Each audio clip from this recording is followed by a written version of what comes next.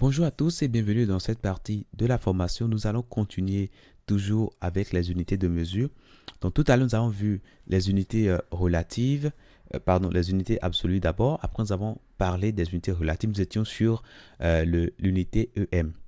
Donc, ce qu'on a dit, c'est que le EM, ben, la valeur, quand on définit sa valeur est relative à son parent. Donc, c'est bien en ce sens que si demain on veut modifier la taille de tous les éléments peut-être de notre site, on peut agir simplement à un seul endroit et ce changement pourra être répercuté sur les autres éléments. Donc, on va garder les proportions qui étaient déjà euh, fixées au départ. Mais l'inconvénient, c'est que lorsque vous imbriquez des éléments dans des éléments, ben, vous allez très rapidement retrouver des tailles hors normes qui seront totalement en déphasage de ce que vous souhaitez avoir. Donc, il faut être conscient de cela et ne pas être étonné si vous avez de telles, euh, de telles situations. Bon, je vais enlever tout ceci. Si vous voulez, je vais enlever tout ça. Et nous allons continuer avec le REM. Alors, le REM agit presque comme le EM, sauf que lui, il agit par rapport à l'élément racine, d'où le REM. Alors, si vous voulez, je vais commenter ça. Et là également. Voilà. Donc, je vais dupliquer si vous voulez. Je vais dupliquer ça. Voilà. Donc, en gros, le REM, ça permet de créer une unité relative, mais relative à la racine du document. OK? À la racine, d'où le REM. Voilà. Donc, R pour la racine du document. Alors, imaginez que au niveau de la racine du document, c'est où? C'est notre balise body que nous avons ici. OK? Voilà. Je suppose que au niveau du body, au début, ce qui est recommandé au début, on fixe déjà notre taille de police. Je mets déjà body et par défaut, ben, je mets le font size, je le mets par exemple à disons 16 pixels par exemple. Donc tout ce que j'aurai dans mon body après ben, auront par défaut une taille de 16 pixels. Donc là, on est d'accord là-dessus. Maintenant, si vous voulez, je vais effacer tout ça. J'espère que vous avez pris note. Bon, sinon, je vais quand même laisser et continuer. Mais ce que je vais faire, je vais mettre un peu d'espace et nous allons ramener cette ligne-là en haut pour travailler là-dessus. Voilà. Donc là, c'est bon. Donc maintenant, pour notre LI ici, imaginez que nous définissons là-dessus ceci. Nous mettons par exemple 2 REM. Qu'est-ce qui va se passer? Ben, on aura alors 2 REM ici. 2 REM ici. Ce sera tout simplement, ça va valoir 2 fois l'unité, c'est-à-dire le font size, pas du parent, pas du parent UL, mais plutôt de l'élément racine, c'est-à-dire le body. OK? Donc, si vous voulez, je vais prendre ça. Donc, on va encore en haut, ici et encore là. Voilà, la valeur du font size de l'élément racine. De l'élément racine. Voilà. Et l'élément racine ici, c'est 16 pixels. Donc, là, tout sera bon, nickel.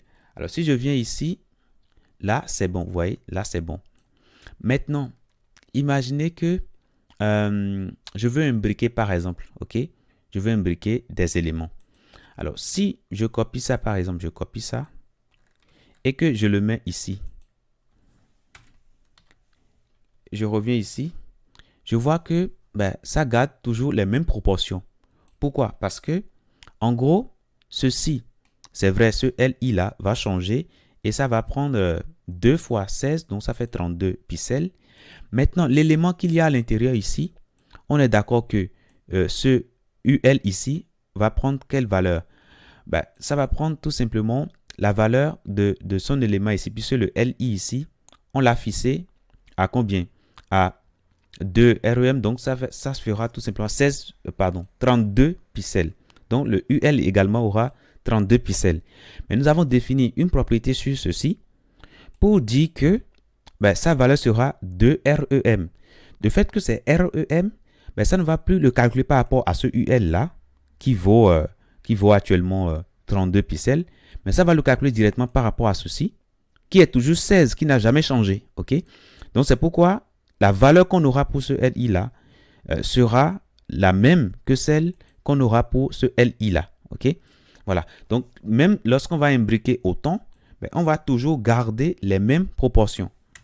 Donc si j'imbrique là également, je reviens là, vous allez voir qu'on a gardé les mêmes proportions pour les LI. Donc voilà pour la nuance.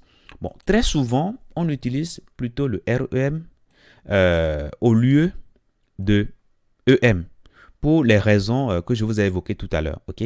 Les difficultés qu'on rencontre lorsqu'on fait des imbrications. Et l'avantage que cela a, c'est que vous pouvez définir, c'est-à-dire toutes les unités, vous pouvez définir toutes les tailles en fonction de l'élément racine. Ce qui veut dire que si un jour donné, vous venez et vous changez simplement la valeur ici, vous aurez tout votre site qui va changer dans la même proportion. C'est-à-dire tous les éléments, soit ils vont se réduire dans la même proportion, ou bien soit ils vont s'agrandir dans la même proportion. Si vous faites le choix d'agrandir ici le 16 ici, ok, l'élément racine, la valeur assignée à l'élément racine. Donc, si nous changeons ici, on peut essayer rapidement. Si on change ici, systématiquement, tout doit changer. Tout doit changer. Et là, on sent directement le changement. Maintenant, nous allons continuer encore sur les autres notions. Maintenant, je vais vous parler des unités relatives au viewport. Alors, ces unités permettent tout simplement d'adapter la taille d'un élément par rapport à la taille de la fenêtre du navigateur utilisée pour consulter le site web. Puisque aujourd'hui, quand vous créez un site web, vous aurez des utilisateurs qui viendront avec leur téléphone, d'autres avec leur tablette, d'autres avec leur ordinateur portatif, d'autres avec leur ordinateur de bureau, en quelque sorte. Donc, ils ne viennent pas de façon uniforme à partir d'un seul média, mais ils viennent à partir des médias divers. Donc, grâce à ces unités-là que nous allons voir, vous allez pouvoir adapter vos éléments en fonction de ce que l'utilisateur utilise pour consulter votre site web. Alors, voyons ça rapidement sur un exemple. Alors, tout à l'heure, je vous avais parlé des unités absolues et on avait même utilisé cette unité-là sur l'élément P. On avait dit qu'on allait mettre le width à 500 pixels. Ce qui s'était passé, c'était que, bon, là, c'est bon, ça arrive à bien s'ajuster. Mais lorsqu'on se retrouve sur des médias de taille, de largeur, plus petite que 500 pixels, il y a une partie du test qui est cachée, qu'on ne voit plus. Ce qui était quand même un peu désagréable. Et ça peut amener nos utilisateurs à ne pas mieux se retrouver sur notre site, notamment lorsqu'ils ne sont pas assez doués en informatique. On avait dit que c'était quelque chose qu'il faut pas faire. Donc, avec les unités relatives, vous pouvez dire, écoute, je vais définir une largeur, mais cette largeur ne sera plus absolue, mais ça va dépendre du média que l'utilisateur ramène pour visiter mon site. Donc, pour cela, on utilise ici les unités relatives au viewport. Alors, ces unités marchent uniquement. Alors, ici, dans votre document HTML, il faudra préciser une balise ici. OK? Donc, meta name viewport et il faudra mettre ce contenu-là. OK? Voilà. Je reviendrai après sur l'explication lorsqu'on sera sur le développement responsive. OK? Mais là, actuellement, je ne trouve pas utile de vous bombarder de ces notions-là. Mais ce qui est important, cette ligne-là, si votre éditeur vous l'a déjà générée, c'est parfait. Sinon, il faut l'ajouter tout simplement. OK? Voilà. Alors, à partir du moment que vous avez ceci, en quelque sorte, votre document web saura mesurer la taille des viewports, des médias utilisés pour construire votre site. Et là, votre style que vous allez créer ici va bien marcher. Alors, imaginez que nous mettons par exemple un V. Alors, ici, on est en train de définir la largeur, le width. Donc, comme ça commence par W, donc on dira tout simplement viewport weight. Voilà, vous voyez, c'est comme ça qu'il faut retenir les choses. Maintenant, qu'est-ce que ceci signifie? Ben, ça signifie tout simplement que en gros, on veut donner à la largeur, on veut prendre une largeur de 1%, 1% de la largeur de la fenêtre utilisée pour consulter. Alors 1%, vous imaginez, c'est très peu. Hein, lorsqu'on vient ici, vous voyez, voilà, c'est très peu, les 1%. Mais on peut dire, ben, on va prendre plutôt, je ne sais pas, disons 85% par exemple. OK? 85% de la largeur du viewport. Et ce faisant, lorsqu'on vient ici, qu'est-ce qu'on voit? Ben, on voit que le contenu s'adapte à la taille de notre écran. OK? Alors, on va l'agrandir un tout petit peu. Et là, vous voyez, là, on occupe chaque fois 85%. 85% à chaque fois, vous voyez? Donc, ça s'adapte bien. Alors, on peut aller plus loin pour dire, ben, voilà, on va prendre, disons, 100%. Hein, pourquoi pas? Mettons 100%. Et là, lorsque je viens ici, ben, on voit que ben, ça s'aligne bien. Sauf que nous avons encore là-bas ici. Alors pourquoi? C'est parce que par défaut, il y a des marges qui sont ajoutées dans le body. Donc ce qui fait que nous avons dit 100%, mais en réalité, on se trouve un peu en dessus des 100% puisqu'il y a déjà des marges par défaut. Je reviendrai sur cette notion-là lorsqu'on sera sur les propriétés. Hein, lorsqu'on sera sur les propriétés, calmement, je vais vous dire tout ça. Ne vous inquiétez pas.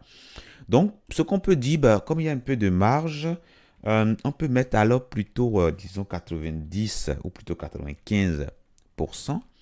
Comme ça, on est sûr qu'on sera dedans, voilà, pile poil. Donc là, voilà, c'est bon, hein, on peut l'ajuster. Et de la même façon, vous pouvez également définir la hauteur hein, en fonction de la hauteur du viewport. Là, il faudra utiliser VH tout simplement. Donc, il existe également Vmin et puis Vmax qui permet de cibler, disons, la largeur, la dimension la plus petite ou bien la dimension la plus grande du viewport. Donc, tout ça, vous pouvez utiliser tout ça.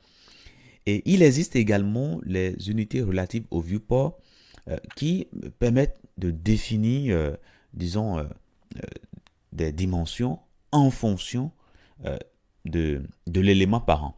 Okay, de l'élément parent. On va voir cela rapidement. Donc, cette unité, c'est le pourcentage. Okay, c'est le pourcentage. On va voir ça rapidement. Alors, ici, nous avons une balise P ici. Hein. Alors, si vous voulez, je vais commenter ça puisqu'on n'en a plus besoin pour l'instant. On a une balise P. Alors, je suppose que le body. Alors, revenons d'abord ici au niveau du code. Je vais vous montrer quelque chose. Alors, le P ici, nous voulons lui donner une unité relative. Et cette unité-là, nous voulons utiliser le pourcentage. On veut utiliser ça sur le P. Ce qu'il faut regarder d'abord directement, c'est son parent. Le parent du P. Le parent du P, c'est quoi? C'est la balise body. Puisqu'on a parlé de parents et de fils. Hein, on a parlé de ça lorsqu'on était sur la partie DOM. OK? Donc ici, c'est le fils de body. Donc ce qui veut dire que lorsqu'on va définir des valeurs relatives en pourcentage sur le P, ben, ça veut dire tout simplement que ben, ce sera relative à la largeur du body. OK? Alors, je suppose que ce P-là, au lieu de se trouver comme ça, ben, ça se trouve dans section. Section. Dans une balise section qui a pour, disons, qui a pour, bon, là c'est bon, on ne va pas lui donner de classe. Et puis, on peut lui donner, voilà, contenu du site. Voilà, tout simplement, je fais ça. Et puis, l'élément P, bah, je tire ça, hein, je le ramène dedans. C'est parfait. Maintenant, je suppose que je veux maintenant définir une valeur relative en pourcentage sur le P. Ça veut dire que le P va prendre quoi? Il va prendre une dimension en fonction relativement à cet élément section-là. OK? Puisque désormais, ce P est le fils de section. Voilà. Maintenant, commençons tout de suite. Alors, prenons par exemple ici section. Alors, si vous voulez, je viens là, je prends section par exemple. Et je lui donne par exemple, je lui donne quoi? Je lui donne un width de combien? Disons 600 pixels par exemple. Je fais ça par exemple. Qu'est-ce qui va se passer? Bah, je viens ici. au niveau de mon navigateur, bon, on va agrandir tout ça. Donc, la partie section a pris 500 pixels. Maintenant, imaginez maintenant que nous voulons définir ici un width. Alors, si vous voulez, je vais définir le P en dessous de section. Donc, je mets P et je lui donne un width de 100%. Qu'est-ce qui va se passer? Ben, ça va occuper 100% de la partie section. La preuve, on n'a pas de changement. OK? Par contre, si on dit maintenant qu'on veut prendre, disons, 50%, ben, ça va prendre tout simplement la moitié de la taille de son parent. Et là, on voit qu'il y a un changement drastique. Maintenant, le fait de le définir ainsi, si demain, on change ici, c'est désormais 1200, qu'est-ce qui va se passer? Ben, le contenu également va prendre la moitié des 1200. Voilà, tout simplement. Donc, voilà pour ces unités. Une fois encore, j'ai sélectionné les unités qui sont les plus utilisées. Donc, dans les projets, on ira plus loin. On va voir vraiment des cas d'utilisation pratique de ces unités-là. Ne vous inquiétez pas. Je vous dis merci et à tout de suite.